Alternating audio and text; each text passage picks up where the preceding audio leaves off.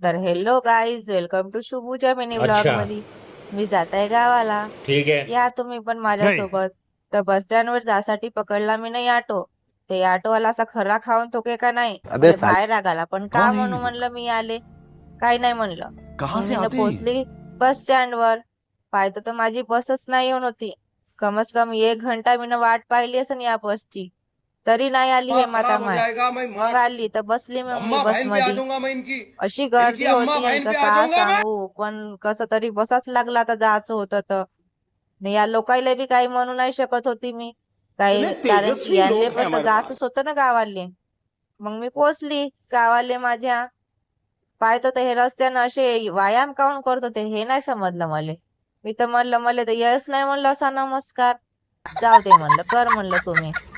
मग मी पोहोचली माझ्या गावाले. तुम्हाला माहीतच झालं असं आता कोणत्या गावाले आली तर मी. कारण की हे लोक उभे होते ना.